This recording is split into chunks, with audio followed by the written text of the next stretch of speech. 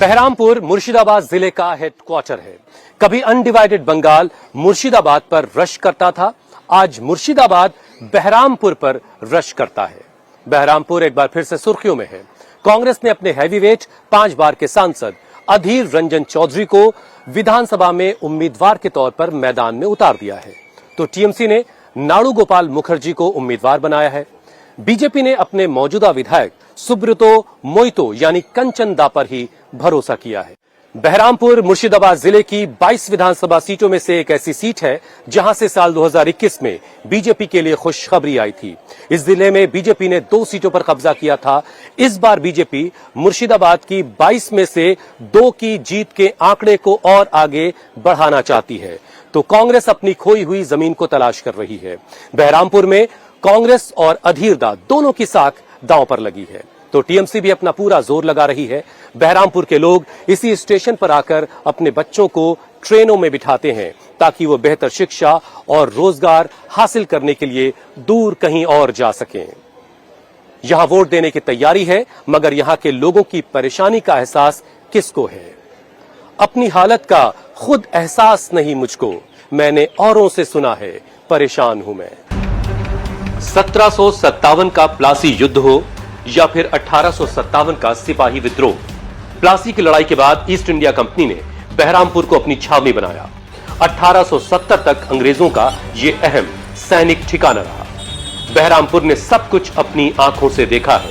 यहां की मिट्टी, यहां की गलियां, यहां चौक चौराहे हिंदुस्तान की राजनीति के बदलाव का गवाह रहे हैं।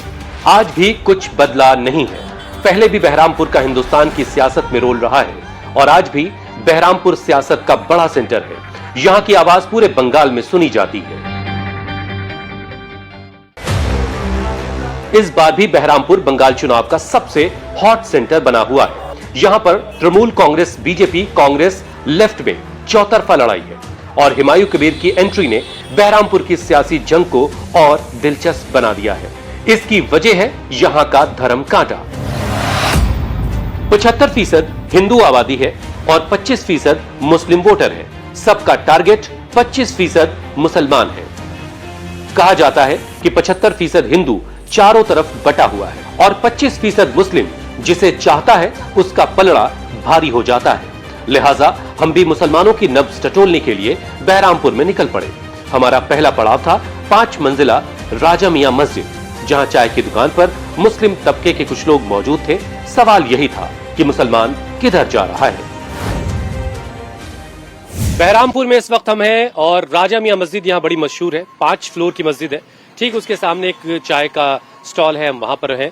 और आप चाय का ढाबा चलाती हैं, नाम क्या आपका? नसीबा बीबी। नसीबा बीबी नाम इनका। ये ऐसी चाय पिलाती हैं कि लोगों के नसीब बन जाते हैं। अब ये बताइए कि इस बार यहाँ पश्चिम बंगाल में और खासतौर से बहरामपुर में किसका नसीब खुल रहा है? कौन जीत रहा है? कुछ आप अंदाजा लगा पा रही हैं? क्या बात है? नहीं, अभी ये सब ये तो दीदी जाएगा। दीदी को तो आना चाहिए। दीदी को आना चाहिए। हाँ। दीदी बहुत सारा महिलाओं को फायदा दे रही है। हाँ हाँ, बहुत सारा महिलाओं को दे रहा है। अच्छा, तो दीदी आ रहा है, वही बात हो रहा है इधर भी? हाँ, सब लोग तो यही बात कर रहे हैं। सब लोग यही बात कर रहे हैं। क्या नाम भैया आपका? सज्जू शेख है हमारा नाम। सज्जू शेख। सज्जू शेख। ये हुमायूं कबीर को नाम सुना क्या? हाँ, सुना है। कैसा कर रहा है वो बंगाल में भाई? वो धर्म के नाम से सबको बांट रहे हैं। बांट रहा है? हाँ, हम वो जो वोट है वो वोट भाग कर रहे हैं। अच्छा। इसलिए जो टीएमसी हार जाए। अच्छा, इसलिए तो कितना कामयाब है वो? 0। चचा मुस्कुरा रहे हैं। चचा नाम क्या आपका?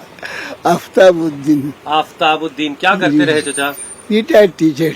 अरे वाह, आप तो पढ़ाते लिखाते रहे, बढ़िया नजर आपकी है। जी नहीं, दुनिया को देखने का नजरिया छोड़ दिया बेटा भी। कोई बात नहीं, लेकिन आपका तजुर्बा आपका मेरे काम आएगा। मैं तो शिष्य हूँ आपका।